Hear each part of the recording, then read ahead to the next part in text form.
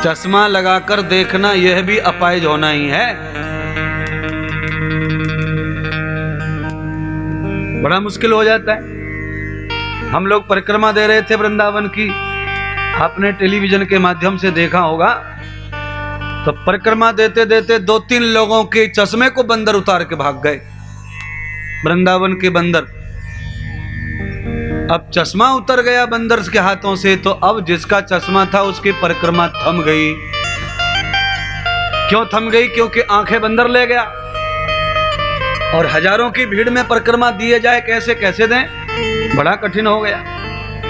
इसीलिए मैंने कहा कि चश्मा लगना भी अपाहिज ही तो है, आंखों की बैसाखी है ये। तो नहीं लगना चाहिए चश्मा।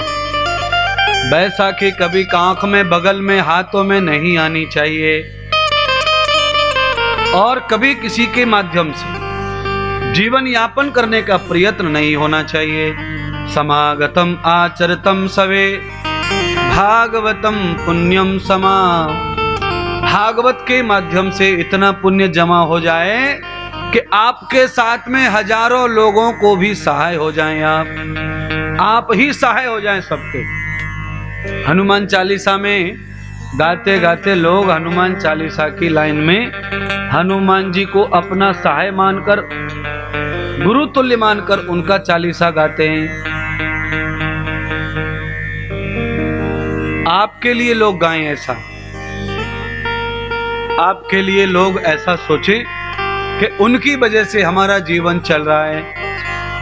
वो है तो हमारा जीवन है, अगर वो नहीं तो हमारा जीवन भी नहीं।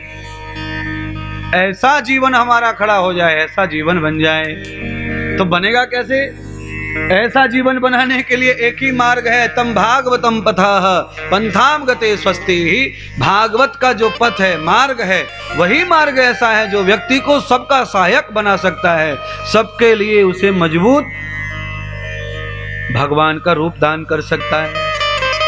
आपके लिए सारी चीजें संभव हैं, पर इन सारी चीजों को संभव करने के लिए आपको यहाँ उपलब्ध होना पड़ेगा, जहाँ पर हमारे डॉक्टर साहब ने ये विशाल पांडाल लगवाया है। और संपूर्ण क्षेत्र यहाँ पर आ जाएगा तो पूरे क्षेत्र में वर्षों तक कभी कोई दुर्घटना होने वाली नहीं है। पूरे क्षेत्र को सिद्ध कर देंगे भागवत, पूरा क्षेत्र स्थापित हो जाता है महाराज। देखिए, महाभारत का युद्ध 5000 वर्ष पहले कुरुक्षेत्र में हुआ। युद्ध का शंख बजने वाला है, सबके माथे तपतपा रहे हैं, आंखों में खून बरस रहा है, एक दूसरे को मारने की हिंसा पैदा हो गई है। ऐसी स्थिति में कथा कह रहे हैं, ऐसी स्थिति में ज्ञान दे रहे हैं महाराज। बोलिए, आप ही सुनिए। आपस में यहाँ पर थप्पड़ मार हो जाए तो हमारी कथा कौन सुनेगा? बोलो है? और वहां तो भैया बड़े बड़े रथ, हाथी, घोड़े खड़े हैं, और सबके हाथ में अस्त्र शस्त्र त्रिशूल लगे हैं, सबके हाथों में धनुष बाण लगे हैं, सबके हाथ में फरहम लगे हैं महाराज। ऐसी परिस्थिति में भी भगवान की गीता को अर्जुन ने यजमान बन के श्रवण किया। और सारे युद्ध का सूत्रधार कौन है? अर्जुन। ऐसी परिस्थिति में भी कोई ज्ञान ले सकता है तो फिर उसका कभी पराजय होने वाली नहीं है। आपकी परिस्थिति बहुत अच्छी है, आपके पास तो किसी प्रकार का द्वंद्व नहीं इस समय। आप पांडाल में आ चुके हैं, निर्द्वंद हो गए, द्वंद्व से परे हो गए हैं। अब आप अगर इसी तरह ज्ञान का अनुभव करते हैं, श्रवण करते हैं, तो फिर आपका इस धर्म द्वंद्व से परास्त होकर मर जाना और इस धर्म युद्ध से इसे परास्त करके जीत जाना, जीवित हो जाना, ये दोनों तुम्हारे हाथ में है। या तो परास्त हो जाओगे या तो जीत जाओगे। पर मुझे पूरा विश्वास है, जो भी पांडाल में कथा के लिए घर छोड़ कर आए हैं वह धर्म युद्ध को जीतने वाले कृष्ण के साथी बन जाएंगे। अर्जुन की तरह, पांडवों की तरह आपको धर्म योद्धा कहलाया जाएगा संसार में। और जब जब दुनिया में कथाएं होंगी तब तब कृष्ण और अर्जुन का संवाद गाया जाएगा, आपका भी गाया जाएगा। फिर आपके भी संवाद का आनंद होगा। दयाम भूतम दर्शिताम यस्यं प्रपन्न भागवत। भागवत का यही रूप है, भागवत की महिमा यही है। कलयुग में एक ही सहारा है भागवत, इसीलिए छोटा या बड़ा कार्यक्रम भागवत का गांव गांव शहर शहर होता रहता है। अभी परिस्थिति साल भर से बड़ी खतरनाक थी महाराज, और मुझे भरोसा है कि आपके पूरे जिले में पहला ही धार्मिक अनुष्ठान इतना बड़ा हो रहा है लॉकडाउन के बाद। इसीलिए साक्षात भगवान का वरदान लेकर ये कथा आई है। यस्यं भागवतम गतिम देवम सर्वधर्मय। सातों जात के लोग इस धर्म सम्मेलन में इकट्ठे हो जाएंगे 7 दिन में महाराज। गरीब अमीर, कोई चाहे किसी भी कर्म जाति से पहचाना जाता हो, सबके लिए पांडाल एक जैसा बनाया है महाराज। यजमान को तो मैंने कह के बुलाया है, नहीं तो वो तो आप में ही बैठे थे जा करके। बहुत जगह यजमानों के लिए अलग अलग आसन डाले जाते हैं, पर हमारे डॉक्टर साहब ने निश्चय किया है कि हम तो निमित्त हैं, भगवान ही करने कराने वाले हैं, इसीलिए हम अलग से बंठन के क्यों बैठे। सबका साथ सबका विकास, सबके साथ। क्योंकि गोस्वामी तुलसीदास भी ऐसी बात कहते हैं, सबको हिल मिल राखिए नदी नाव संयोग।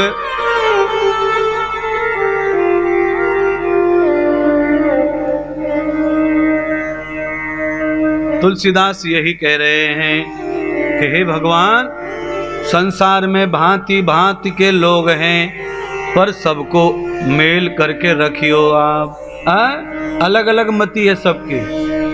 घर में 4 लोग 4 मति, घर में 10 लोग 10 मति, गांव में जितने लोग उतने विचार। पर देखिए, इतने सारे विचारों के लोग कथा में जब आ जाते हैं तो एक विचार, एक दिशा हो जाती है। देख लो आप, कैमरा लगा करके देख लो एक बार, सारे लोग एक ही तरफ मुंह करके बैठे हैं, और जैसे ही कथा छूटेगी चारों दिशाओं में बाबलों की तरह चल पड़ेंगे महाराज। कोई कहीं से आया, कोई कहीं से आया है, जल्दी से जल्दी घर पहुंचने के लिए कोई रास्ते से जाएगा, कोई खेतों से जाएगा, कोई कहीं से जाएगा। फिर कहीं पर भी विचार मैच होने वाला नहीं है। केवल और केवल विचार मैच होने का एक स्थान है, और वो है सत्संग। एकस्य मेदम यत संग रूपम जाताम ध्रुवो यस्यो गति नाम। जहां एक विचार हो जाए सबका, वहीं भगवान प्रकट हो जाते हैं। द्वैताम भागवतम कृष्ण यस्यम दर्शनम प्रियाम। भागवत से कृष्ण प्रिय दर्शन हो जाता है। जहां भगवान स्थापित हो जाते हैं वहां पर बुद्धि अपने आप शुद्ध हो जाती है, विवेक और ज्ञान जागृत हो जाते हैं, आत्मा निर्मल हो जाती है और चित्त विशुद्ध हो जाता है। तो साक्षात भगवान ही हम बन करके भगवान को श्रवण कर पाते हैं। क्योंकि श्रोता वक्ता ज्ञान निधि कथा राम कहि गूढ़। श्रोता और वक्ता जब एक समान हो जाते हैं तब राम की गहरी गूढ़ कथा समझ में आने लगती है। ध्यान रखना, वक्ता अपनी मति में बकवास करे और श्रोता अपनी मति में बैठा रहे तो 4 घंटे तक बकवास चलती रहेगी, पर किसी को कुछ समझ में आने वाला नहीं। याद रखिए, जैसे बिना पंप के, बिना मोटर के ऊंचे पे पानी नहीं चढ़ सकता, वैसे ही ये कथा भी तुम में चढ़ने वाली नहीं है। हाँ महाराज, इसीलिए मैं थोड़ा ऊंचा बैठ गया हूँ, क्योंकि बिना पंप के पानी उतर जाए तुम्हारी खोपड़ी में।